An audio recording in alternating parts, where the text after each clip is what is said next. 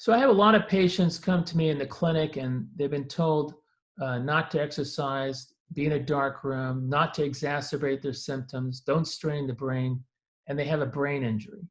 And I think it's a very negative message because most people do recover, especially if you find out what the impairment is and correct it. So what I like to do is say, let's see if you have an impairment. Is it ocular motor, vestibular ocular, balance problems, a neck whiplash? Let's correct it and then return you back to normal. So we like to give an optimistic message. We like to find the impairments and correct them and get back to it. But it's really important. Cardio exercise is one of the three main structures upholding brain health. So it's sleep, cardio exercise, and nutrition, those three.